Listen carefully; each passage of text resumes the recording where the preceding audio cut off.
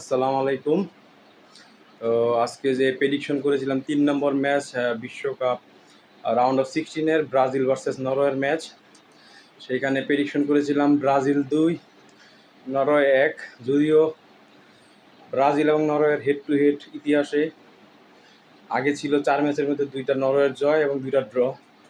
তবুও ব্রাজিলের পক্ষে ২-১-এ প্রেডিকশন করেছি, কিন্তু প্রেডিকশনটা ভুল হয়েছে। স্কোর লাইন ২-১ হয়েছে, কিন্তু নরওয়ে ২, ব্রাজিল ১। প্রথমার্ধে ৪৫ মিনিটে দুই দলে কোনো গোল পায়নি। বোলিং পজিশনে এগিয়ে ছিল। ব্রাজিল ৩৩% ছিল, নরওয়ে ৬৭% ছিল বোলিং পজিশনে এবং অনেক ভালো খেলছিল। কয়েকটা অ্যাটাক ছিল, এর মধ্যে প্রথমার্ধে একটা প্লান্টি পেয়ে ব্রাজিল গোল করতে মিস করে ৮ নম্বর জার্সি পরিহিত খেলোয়াড়। পরবর্তীতে ৭৯ মিনিটে প্রথম গোল করে আর্লিং হ্যালান্ড।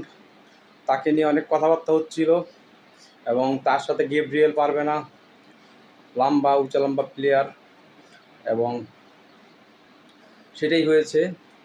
প্রথম যে গোলটা করে উপরে যে এয়ারে বল পেয়েছিল, গ্যাব্রিয়েলের পিছনে ছিল সে দাঁড়িয়ে, তাকে ওভারটেক করে কোনো ফাউল না করে হেড দিয়ে গোলটা করে দেয় প্রথম গোল। এবং তার ১১ মিনিট পরে ৯০ মিনিটে দ্বিতীয় গোল করে ২-০-তে লিড নেয়। এক্সট্রা ৭ মিনিট দেয়। এর মধ্যে নেইমার একটা হলুদ কার্ডও পায়। নেইমার খেলছে, গোল খাওয়ার আগেই দুই গোল খাওয়ার আগেই তার নেইমার নেমেছিল।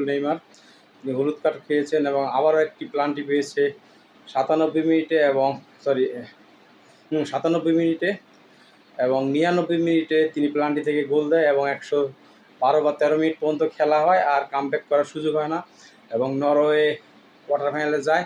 আর ব্রাজিলের মিশন হেক্সা এদিকে স্টপ। তারা এবারও ব্যর্থ।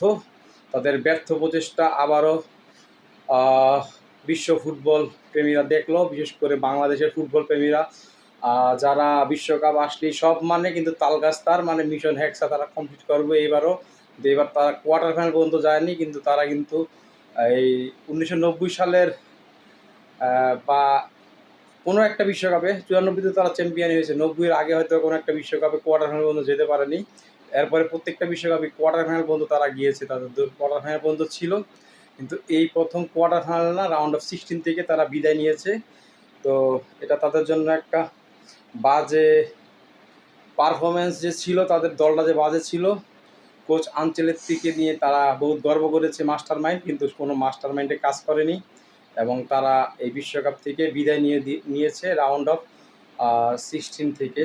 তো ধন্যবাদ সবাইকে ভিডিওটি দেখার জন্য, এবং যারা ব্রাজিলের দর্শক আছে তারা মনে কষ্ট পেয়েন না, নেক্সট বার আরও 4 বছর পরে ট্রাই করুন।